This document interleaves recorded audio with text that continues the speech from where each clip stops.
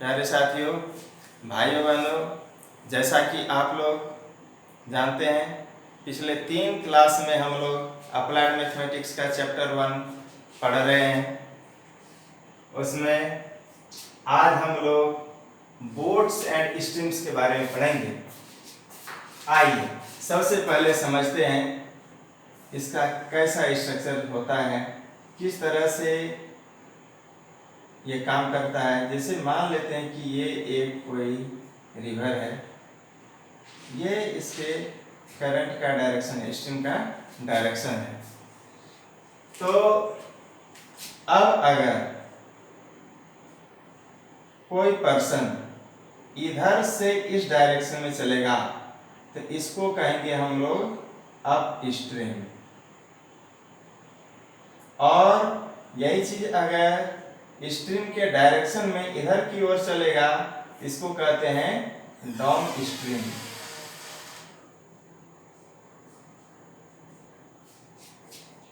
अब हम लोग मान लेते हैं जैसे किसी पर्सन का अपना स्पीड है x किलोमीटर पर आवर, चाहे वो बोट से चले, खुद से स्विमिंग करे, किसी भी मोड में चले, उसका अपना स्पीड है x किलोमीटर पर आवर, और स्ट्रीम का स्पीड है मान लेते हैं y किलोमीटर पर आवर। तब क्या होता है देख लेते हैं। अप स्ट्रीम में अगर चलेगा, अगर वो इधर से चलेगा अप स्ट्रीम में, तो क्या होगा, वो जैसे आगे बढ़ेगा तो करंट उसको, पानी का डायरेक्शन जो है वो इसको पीछे की ओर ढकेलेगा, तो इसका स्पीड क्या हो जाएगा, ऑलरेडी कम हो जाएगा। कम होगा यानी कि स्पीड हो जाएगा कितना, x में y माइनस हो जाएगा, x minus y kilometre per hour. ठीक है। और डाउन स्ट्रीम में ये चीज हो जाएगा, नीचे की ओर जब जाएगा तो उसको स्ट्रीम का जो स्पीड है, ये करंट का जो स्पीड है वो हेल्प करेगा, आगे बढ़ाएगा, अधिक उसमें तेजी आ जाएगी, यानी कि वो स्पीड बढ़ जाएगी। तो डाउन स्ट्रीम में स्पीड हो जाएगा x plus y kilometre per hour. ठीक है। इसी के आधार पर हम लोग बढ़ेंगे। अब इस पर क्वेश्चन देखते हैं। ये लेते हैं क्वेश्चन नंबर 1 का सॉल्यूशन। यहाँ पर क्वेश्चन क्या कह रहा है, a woman can swim 8 kilometre per our in still water, यानी कि यहाँ पर x इक्वल टू हो गया 8 kilometre per hour. If the speed of stream यानी y is 4 kilometre per hour, ये दिया हुआ है। ठीक है। Then find the time taken by the women to cover the distance of 16 kilometre upstream. तो therefore speed in upstream, speed in upstream, ये equal to कितना हो जाएगा, यहाँ पर अप स्ट्रीम में हो जाता है माइनस, तो 8 माइनस 4 इक्वल टू हो जाएगा कितना, 4 किलोमीटर पर आवर। और डिस्टेंस कितना है दिया हुआ, डिस्टेंस देख लेते हैं। यहाँ पर है दिया हुआ 16 किलोमीटर ये जा रही है, ये हो गया 16 किलोमीटर। तो हमको निकालना क्या है, find the time, therefore required time, कितना उसको टाइम लगेगा। ये रिक्वायर्ड टाइम इक्वल टू क्या होता है, टाइम इक्वल टू हो जाता है फॉर्मूला डिस्टेंस बाय स्पीड। तो डिस्टेंस कितना है, डिस्टेंस है 16 किलोमीटर बाय स्पीड कितना है 4, तो ये हो जाएगा 4 आवर। इसमें सेट करने के लिए हम लोगों को ध्यान रखना पड़ता है, डिस्टेंस अगर किलोमीटर में है और स्पीड किलोमीटर पर आवर में है तो हम लोगों को यहाँ पर सेट करने में कोई प्रॉब्लम नहीं है, आंसर आवर में आ जाएगा। किस तरह से होता है देखिए, जैसे डिस्टेंस हो गया किलोमीटर और यहाँ स्पीड है किलोमीटर पर आवर, तो ये हो गया किलोमीटर और आवर ऊपर चला गया, ये खत्म होकर के आवर में आंसर आ जाता है यहाँ पर। अगर यहाँ पर किलोमीटर पर मिनट रहेगा तो आंसर हमारा मिनट में आएगा। यही अगर ये किलोमीटर है और ये मिनट पर सेकंड है, इसको किलोमीटर पर आवर में कन्वर्ट करना पड़ेगा। ये सब चीज हम लोग ध्यान देंगे, जब भी सेट करेंगे तो ये चीज ध्यान में रखेंगे, तो उसका यूनिट हम लोग मेंटेन कर लें। अब आइए क्वेश्चन नंबर 2 देखते हैं। Question number 2, a boat covers 4 kilometre against the stream in 1 hour. यहां देखिए अप स्ट्रीम में कवर कर रहा है, ठीक है, तो speed in upstream equal to क्या होता है, x माइनस वाई, यही होता है किलोमीटर पर आवर। यह मान नहीं लेते हैं, let speed in upstream equal to x minus y kilometre per hour. और इस केस में डिस्टेंस है दिया हुआ कितना, 4 किलोमीटर, फिर टाइम है दिया हुआ कितना, 1 आवर, तो स्पीड इक्वल टू कितना हो जाएगा, स्पीड इक्वल टू हो जाता है फॉर्मूला डिस्टेंस बाय टाइम। तो डिस्टेंस है 4, टाइम है 1, तो यह हो जाएगा 4 किलोमीटर पर आवर। तो अकॉर्डिंग टू क्वेश्चन क्या है, अप स्ट्रीम में स्पीड हम लोग x माइनस वाई माने हैं और यहां से ये आया, तो ये दोनों क्या होगा, इक्वल हो जाएगा। ये हो जाएगा इक्वेशन नंबर 1। अब फिर क्या है, the same distance in direction of stream in 40 minutes. अब देखिए डाउन स्ट्रीम में स्पीड क्या आ जाएगा, स्पीड इन डाउन स्ट्रीम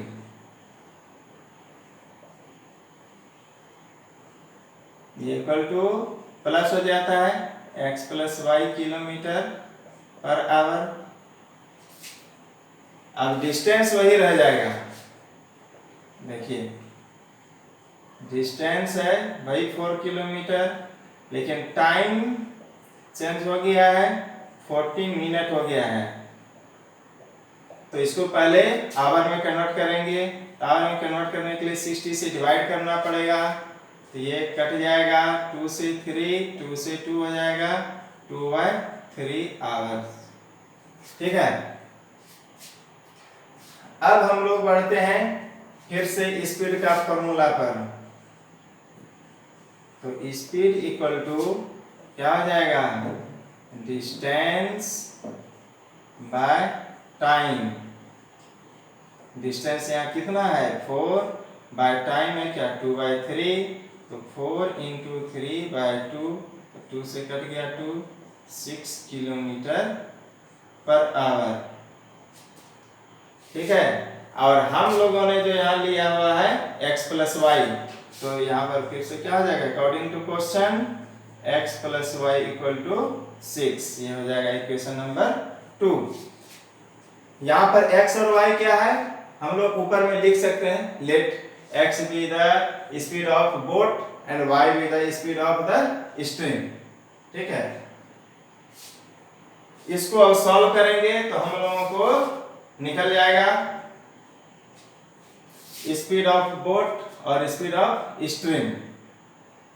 तो पहले क्या करते हैं, इक्वेशन नंबर 1 और इक्वेशन नंबर 2 को प्लस कर देते हैं, तो x minus y equal to 4 और x plus y equal to 6, इसको प्लस कर रहे हैं, ये y कैंसिल हो जाएगा, तो 2x equal to 10, this implies x equal to 10/2 यानी कि 5 किलोमीटर पर आवर आ गया x।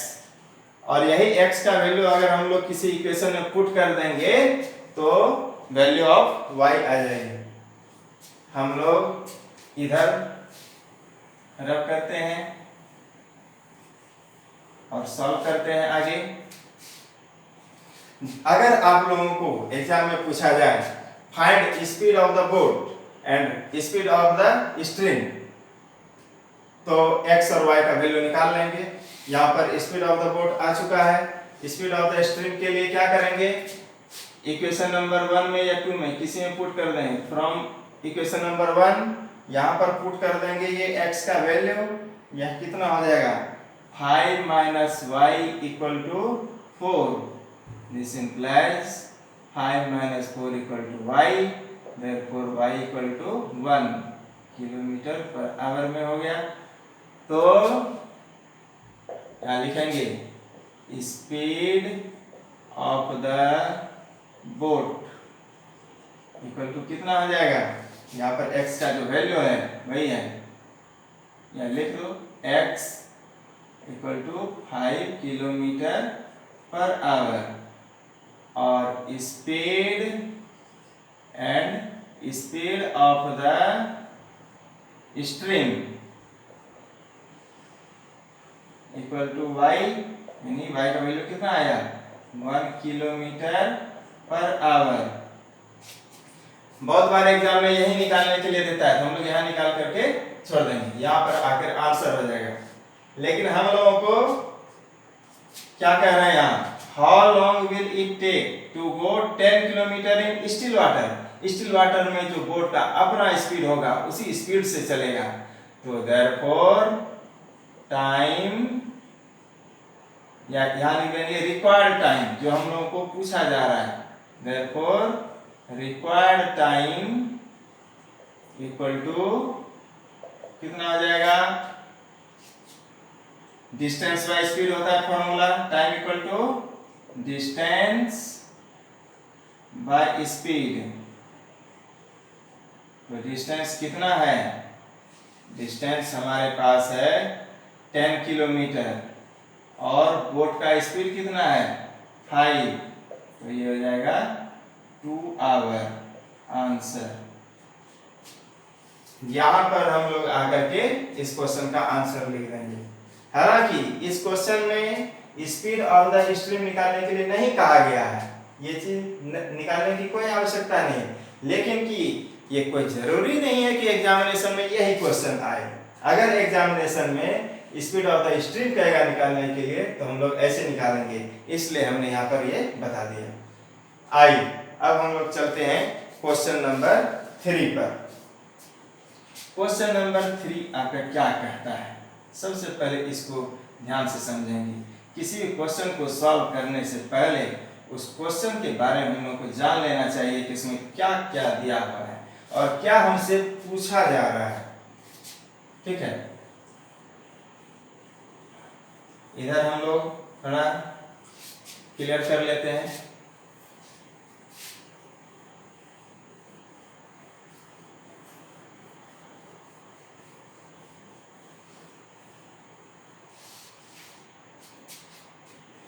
Question number 3. A boat takes thrice as long as to go upstream to a point as to return downstream to the starting point. जैसे यहाँ से चलना शुरू किया, यहाँ आया, तो जो टाइम लग रहा है वह क्या है 3 टाइम्स डाउनस्ट्रीम का। यही बात यहाँ पर कहा जा रहा है। If speed of the stream is 5 kilometre per hour, यहाँ पर y का वैल्यू दिया हुआ है 5 किलोमीटर पर आवर, ध्यान देंगे। Find the speed of boat in still water, तो यहाँ पर मान लेते हैं let speed of the boat in still water,